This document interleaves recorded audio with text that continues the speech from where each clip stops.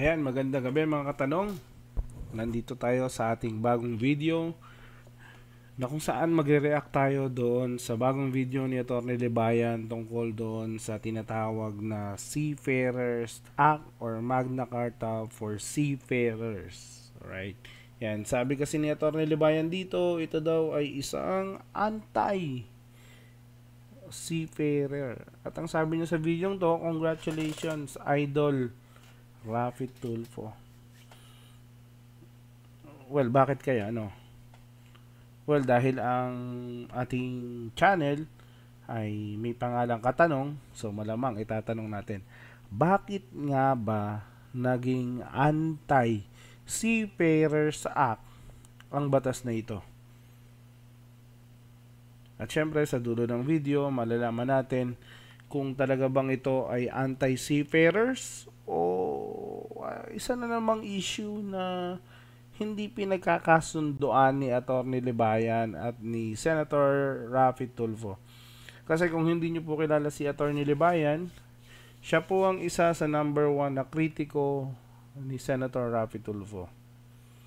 And I think they are not in good terms right now. Kasi ang alam ko, may mga kaso si attorney na isinampa ni Rafi Tulfo laban sa kanya. At marami doon na dismiss na, di umano. At meron pa rin ongoing ngayon. So, Atty. Libayan, pera muna ako ng video natin, o video mo. And then, makapag-react kami dito, makapagtanong. So, sana masagot mo yung mga tanong namin. Kasi nininiwala naman kami sa'yo. Let's go. Seafarers and manning agencies ang nagwagi. Yun, nasagot na agad ang tanong. Manning agency at ship owner. So yung manning agency, yun po yung yun po yung mga kumpanya o agency na kung saan sila yung nagpapadala ng mga seafarers o ng mga marino o ng mga seaman sa mga kumpanya o mga barko na nangangailangan ng serbisyo ng mga seaman natin. So bakit nga ba silang nanalo? Sabi ni Mark E.J. Arcilia, disgrasya pa pala kaming mga seaman. Yeah. Naku po, galing sa seaman ito, di ba? So kung galing seaman yan, malamang yung batas na ito will cost them a lot of disadvantages. Now, the question is, ano-ano kaya ang mga disadvantages na ito? Yan. Tagumpay! Tuwang-tuwa sila sa Ay, fast forward natin para... Thank you, Idol. Owners and manning agencies ang nagwagi. Ayan. Ayun, sinabi na rin ng Rappler, ng reporter. Ang nagwagi daw ay mga manning agency. Bad kaya. Let's go. Yan pro mahihirap siya. Peke. Kadiri. Password na natin Kasi ito yung part na hindi ko rin masyadong gusto kay Atty. Libayan. Medyo, hard siyang magsalita. Hindi naman siguro. Sobrang prangka lang. Alam mo yung sasabihin niya talaga kahit, alam mo masasaktan yung taong kausap niya. Well, he's an attorney. Anyway, he can do that. Yak! Yung pinaka manning anti-poor. Correct. Ay, anti-poor. Bakit naging anti-poor? Hindi naman mahirap ang mga seaman. Well, as far as I know, kasi marami akong kaibigang seaman, hindi man sila mahirap. They have a lot. Yeah, they have a lot of money. Pro-business pala yung batas. Yes! Ayun na naman parang, ewan ko ba, kailan ko ba binanggit yun? Kasi, the law should protect the people or the profession. That is the reason why the law is made and the law is passed. 'Di ba? kailangan proteksyonan niya yung mga tao na naging dahilan kung bakit ipinasa yung batas na ito. Pero kung sinasabi ng mga seafarers natin na disgrasya sila, pro-ship owner, pro-manning agency, I think there is a problem. I think. Pero syempre, what we think is not important, hopefully they can answer. Bakit? Ano ba? Ano bang meron sa batas na to?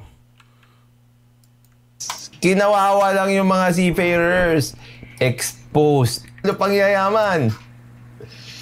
At sa Calao Avenue, ako si Michelle Abad, reporter ng Rappler, at kakatapos lang ni Pangulong Ferdinand. Kaya bang ni Rafi, mga tang tools not less in life must also have less in law. Ang sakit, no? Ito nga Jonathan. He who has less in life must have less in law. Parang binago nila yan. Kasi parang he who has less in life must have a lot in law. Diba? Kasi we are trying to protect those who are less fortunate with the laws that our government actually passing or implementing. Ganun dapat. Pero sige natin. Anti-seafarers. Pero ngayon, pumirma na from yung mula noong Bakit rin pinirmahan ka? Kita nyo, i-steer. Yabang interpel. Hindi lang sapak kay Rafi Tulfo. Inaliwa. Tan.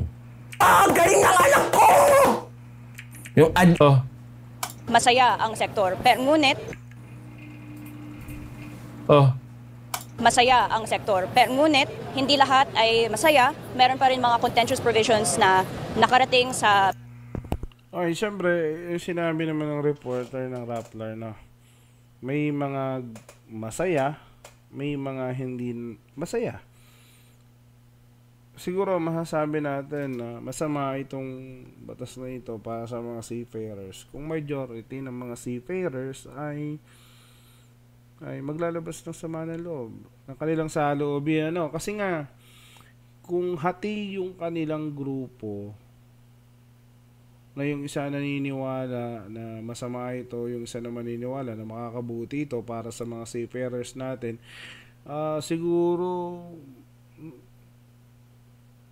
i-apply natin din yung kasabihan, you cannot please everybody.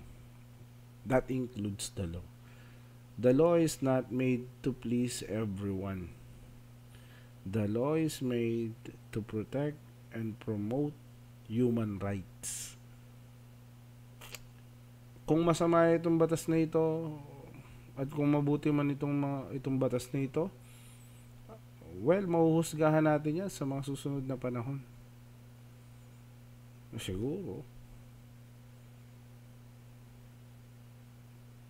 Oy, dapat lang maging mapanuri tayo at magtanong tayo. Kasi tandaan natin, matalino ang taong nagtatanong.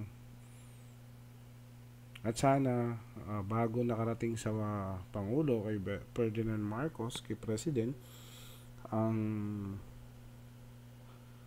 dokumento tungkol sa batas na ito, sana naikonsidera na tanungin ang ating mga seafarers para dito.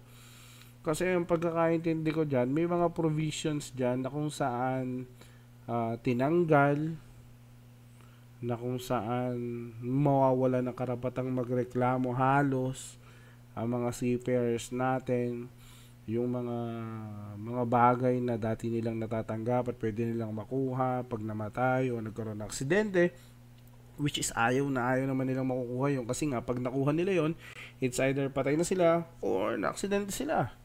Well, lahat ng yon hindi na nila makukuha if ever mangyari sa kanila yung mga yon. At sa akin, hindi maganda yon. Tandaan natin, we make and pass law for the protection of the people or the profession to whom we are dedicating that law. Diba? So ngayon mga katanong, puputuloy natin ang video natin dito. Kayo nang humusga kung may punto ba si Atty. Libayan sa pag-criticize na naman kay Senator Raffy Tulfo, o isa na naman ito doon sa kanyang mga banat na kung saan sumasobra. Basta Raffy Tulfo kasi mainit si Atty. Libayan eh. Well, gaya naman sinasabi niya, pag tama ang ginagawa ni Senator Raffy Tulfo, wala siyang problema. Pagka hindi maganda, doon siya nagkakaroon ng problema. At palagay ko dito, panahon lang ang makakapagsabi kung tama ba o mali ang naging desisyon at pagpirma sa batas na ito. So yun lamang mga katanong, sana nagkaroon kayo ng idea kung para saan ba ang para saan ba ang Seafarers Act at kung bakit ba ito tinawag na Anti-Seafarers Act ni Atty. Libayan at ng Rappler. Well, kung gusto nyo mapanood itong video ni Atty. Libayan, medyo mahaba yan, around 30 minutes or 37 minutes, panoorin nyo sa channel niya. Naka-live naman siya every day or every night. Yun lang sa ngayon. Bye-bye.